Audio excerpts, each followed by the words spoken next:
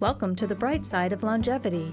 Join Dr. Roger Landry and guests as they discuss the bright side of getting older through healthy longevity. Guided by research, this lighthearted and educational discussion will leave you with practical tips and ways to impact your lifestyle to brighten life's journey.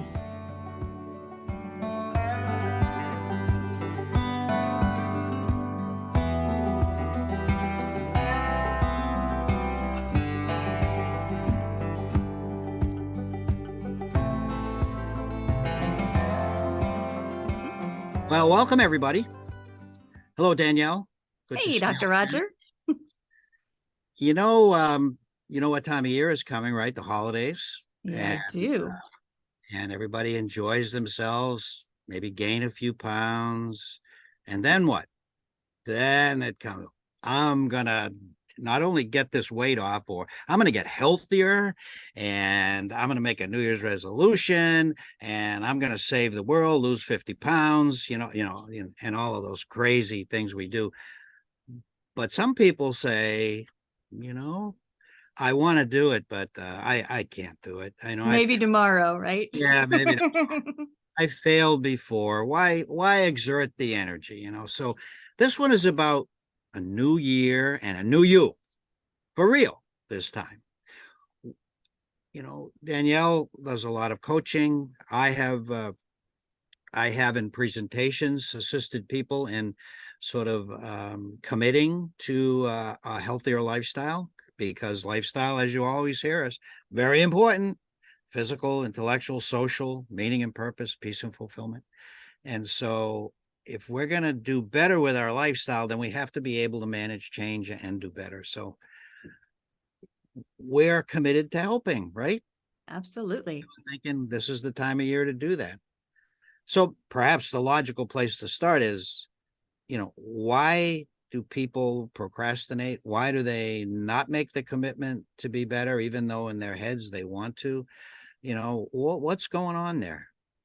It's so interesting, because what they think is going on there is not what's going on there. The people will say, oh, I can't get motivated. I always procrastinate, or I don't really care. They'll make excuses, but usually it's self-deprecating. It's something that I am just not the kind of person who XYZ.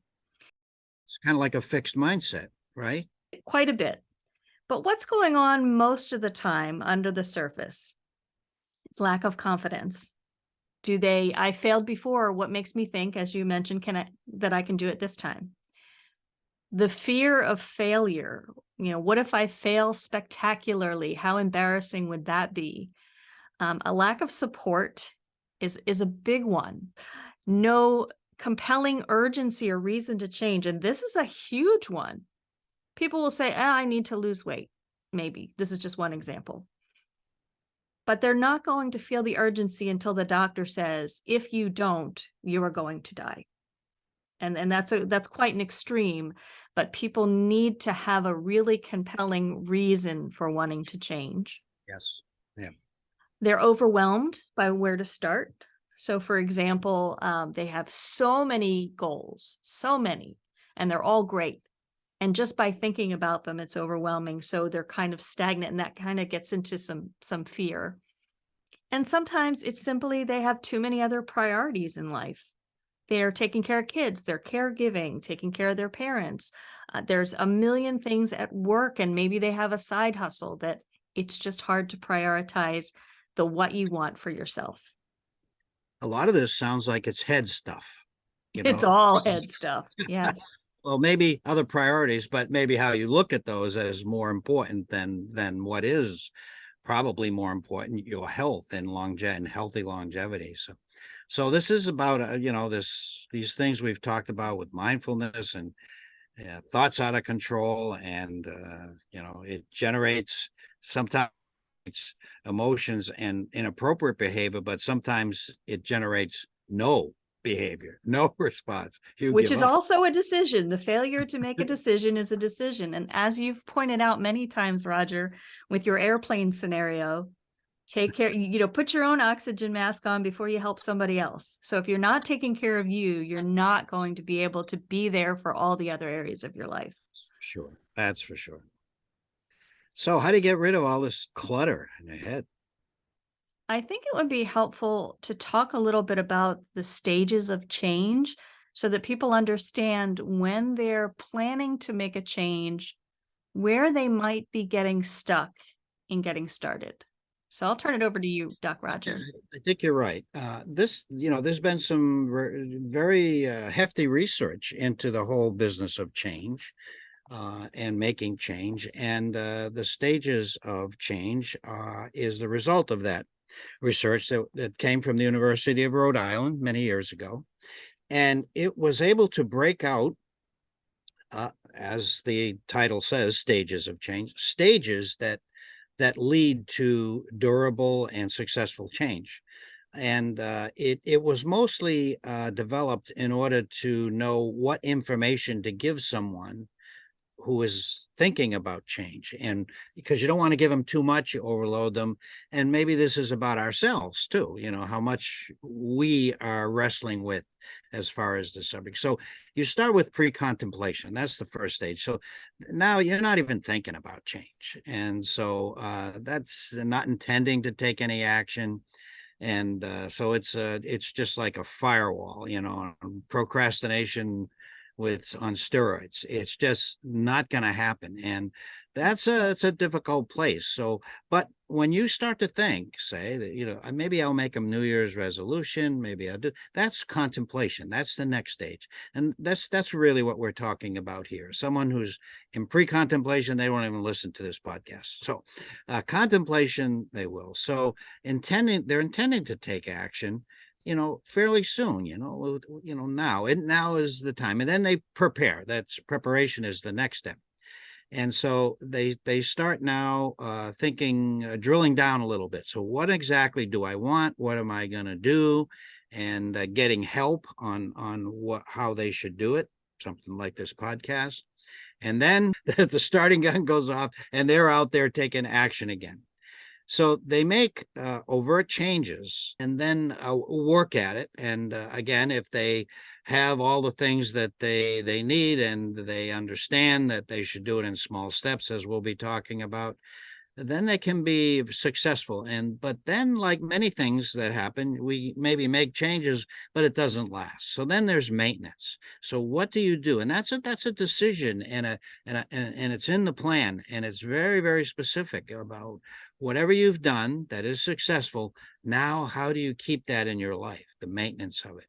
So that's the stages of change, and that's relative to mostly to people like you and I who are trying to help someone towards change. Okay, so that helps us, helps our listeners, and help all of us think about how change happens and what we go through. But the specifics of how to make successful change, and how to all the clutters that's going on, and we talked about the procrastination and everything else. That can be difficult to deal with. Do you have any other assistance from your coaching expertise that would help someone sort of get through the clutter in their head and make a commitment? Yeah. So for me, I would say challenge that idea of failure. So what does failure make you believe about yourself? So if you're being held back because you think I really can't do it, could you adjust kind of the thinking in your head instead to I'm getting closer, I am learning how to make this work, instead of out and out saying I cannot, say I haven't yet. That's So one. it is, as I said, we've talked previously in other ones about fixed and growth mindset. Fixed mindset, you said, I always fail. I can't do that. I'm not good at that. That's a pipe dream for me. Whereas a growth mindset says, even when I fail, that's an opportunity. That's an opportunity for me to try again smarter knowing what I've learned. It's like Edison. He tried 10,000 times to invent a light bulb and he failed. And someone said, whoa, Tom, you're still doing this. Don't you feel like a failure? He goes, no, I have successfully identified 10,000 ways that do not work. There is something to doing things that don't work, because then you check it off your list and said, oh, well, that didn't work. Let's try this. And unless you try it, because maybe it will, and maybe it'll be spectacular. And if it doesn't, at least Well, that's it. So it's a growth mindset that, I can do this. I might fail, but I'll learn from that and then I'll go. And, so I believe that when someone realizes that the real problem in beginning something, committing to something, is them. Yeah. The other part to that challenging failure is what's your motivation? It has to be compelling enough for you to prioritize it as a goal, because there will always be something to distract you. And on that note, when I say compelling, I used an example of weight loss or die, and that was, perhaps an extreme, but there's other motivations. What's your motivation? So if somebody else has something they want you to do and they're pressuring you, that has nothing to do with you. What do you want for yourself? And what is the reason for it? It could be, I want to be healthier. You've used the example, Dr. Roger, of an older person who wants to limber up and exercise and stretch so she can get on the floor and play with her grandkids. Yes, yes. See, that's when you put some real specificity in it. If you just say, I want to be healthier, that probably won't hold up when the going gets tough or you get a little tired or something. But if you say, I want to be around for if you're a little older, my grandson's wedding, or the birth of my grandson, or my daughter's wedding, or I want to be around for something very specific, or I want to look good for a particular event. Those are the sort of things, specificity. And within that, I think, is the whole idea of supporters. And, I have a story.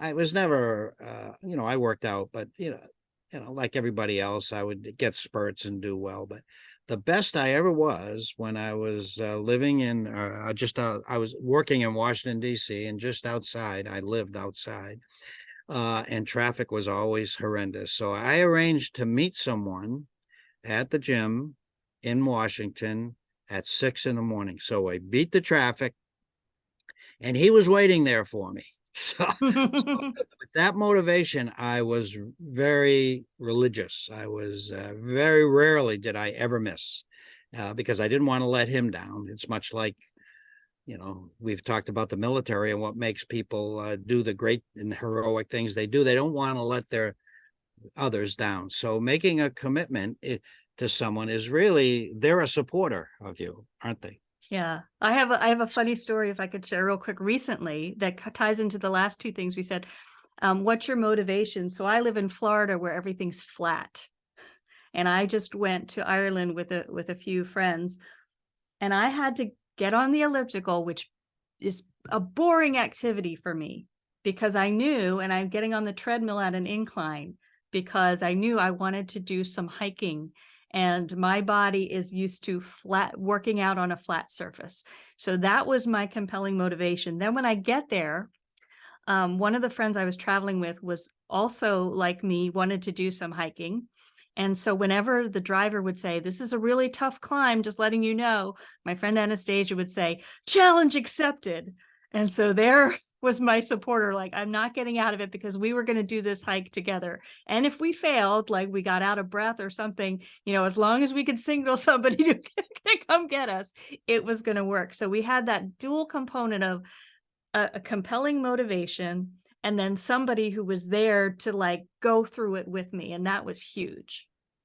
I totally agree. Now that I'm older, I mean, before I used to do things so that I'd look lean, look good, be able to compete, that sort of thing. Now that I'm older, and some people say, okay, I don't want to do those things anymore, and they don't.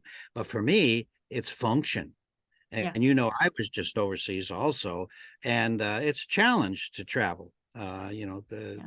you're up a lot, you're bag dragging, and so it's functionality. I want to be able to, you know, live long, die short. I want to be at very high function as long as possible, not only for travel but just for life. So, I mean, whatever motivation, and as specific as you can get, is better, because that's what's going to get you started. Yeah. And you've got to wrap up with your favorite topic, but we're going to take it a little bit further today. Your favorite solution, Roger. Yeah. Masterpiece is driven by data and powered by content.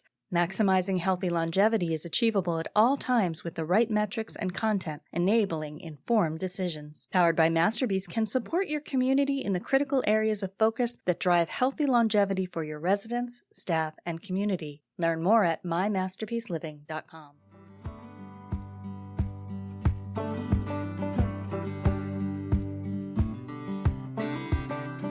We want to continue to provide information that is valuable and reliable to our listeners. We welcome your comments and suggestions for topics that are important to you. Please see the description of this episode to contact the Brightside team.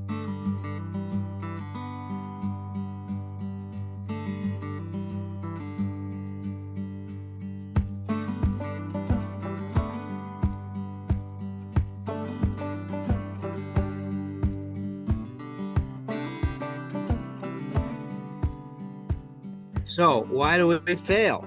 All right. Now, you've heard me say this before, but failure is not you. You're not a slug, you know, a slow leak, those sort of things that we do. We fail because we're too ambitious. We fail because there's a part of our brain that we inherited from our ancestors that when there was big change in their environment, then usually it was life-threatening for our ancestors, be it a storm, weather, attack, predators, famine. When there was big change, it was serious. And we responded with a fear response. And that set up a whole list of priorities as to what was most important for our bodies right now. And those things are not related to success in making change. So it's the amygdala in the brain. And so when you make a change, you commit to a change that's huge, big, you're going to fail. I mean, it almost goes without saying, because we're programmed as humans, not as you. They're programmed as humans, all of us, to be less likely to be successful. So what do? All you do is you don't want that little area in your brain to start firing. The way we overcome this, and because we all want to make large change, is to prevent that area in our brain from firing by making small changes. Small, ridiculously small sometimes. So if you want to, we'll go with the weight thing. That's a big one usually around this time of year. So if you want to lose 30 pounds, that's a big change. That's a huge change. And if that's your goal and that's what you focus on, you're probably not going to make it. And even if you do, you'll probably recidivate. Namely, you'll probably gain that weight back.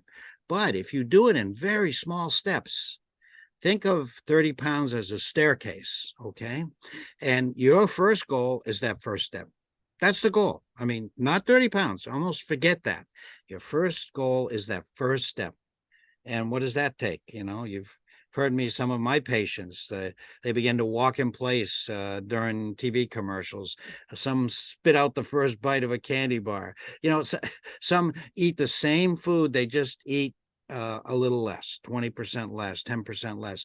They begin walking. They just start at 100 more steps a day. So, something small that you can do. And then when that's your first step. Celebrate it, right? Yes.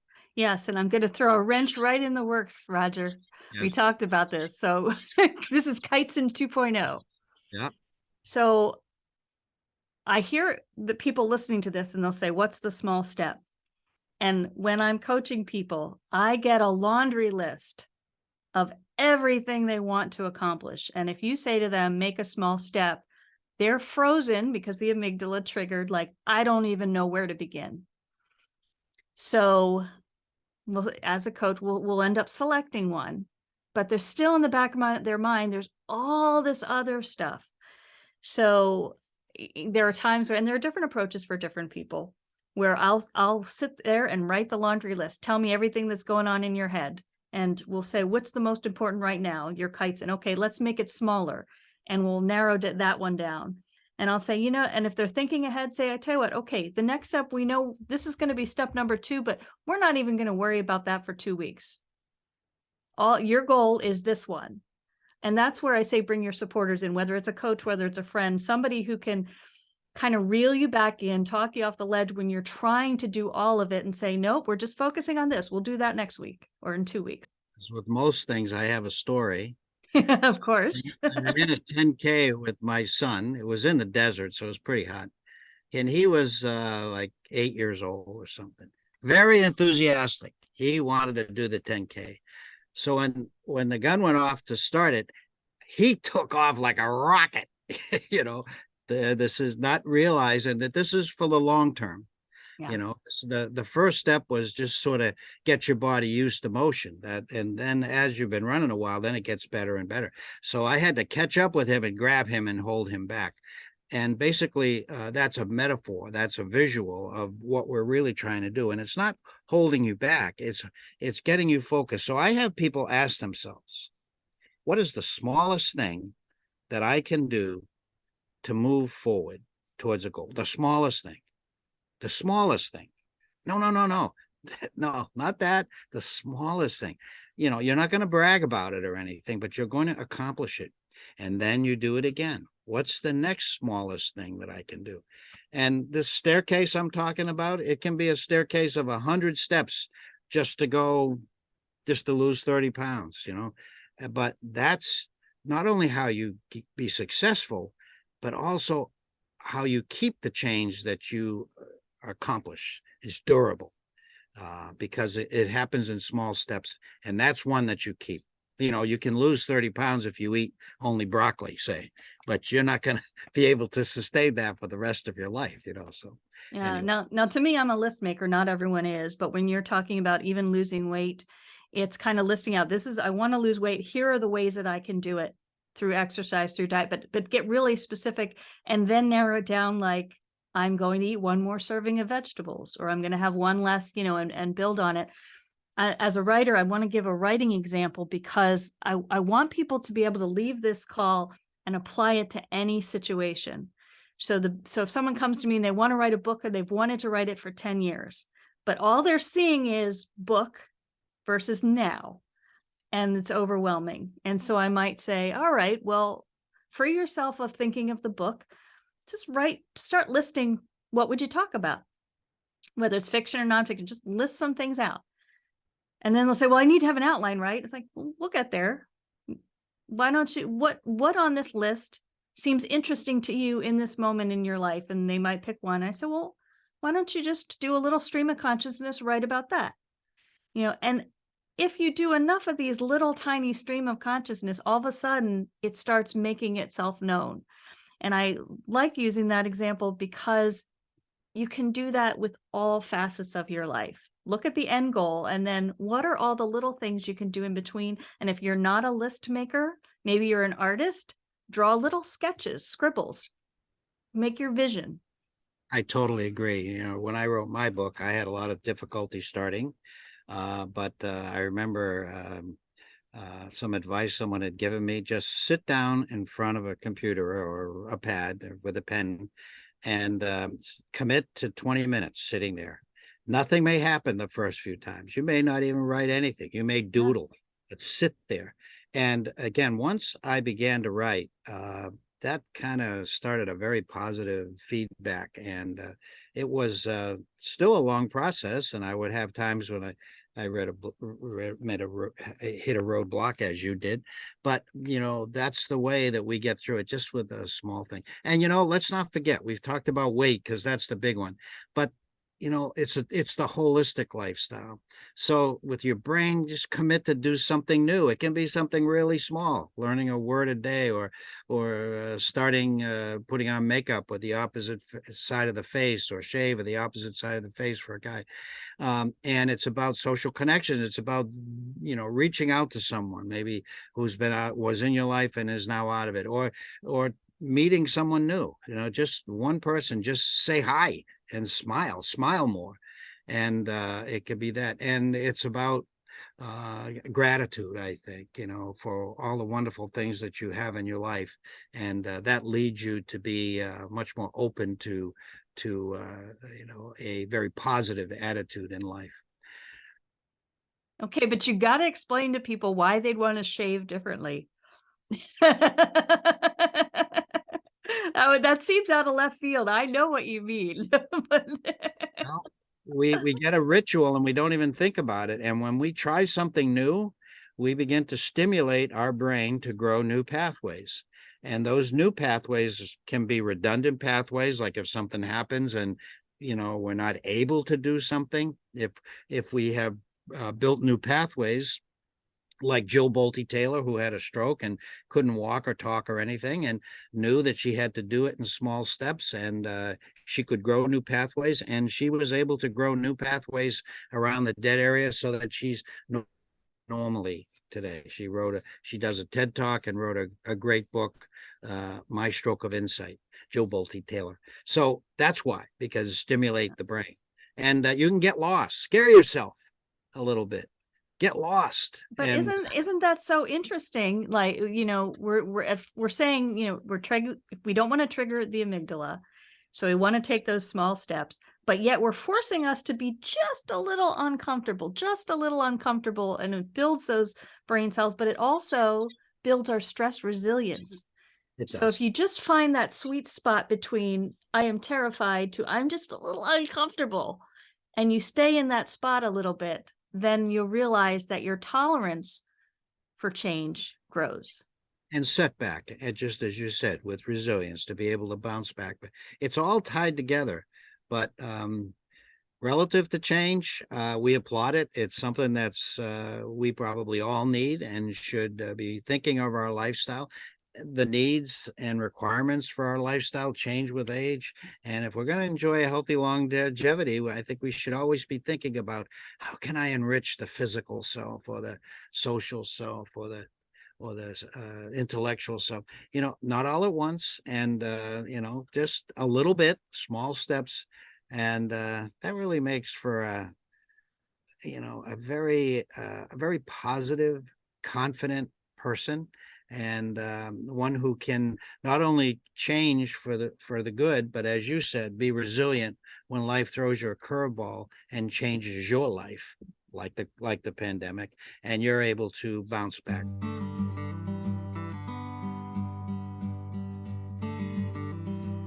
You've been listening to Dr. Roger and Friends, The Bright Side of Longevity. If you like the show, please rate and review, and be sure to click to follow.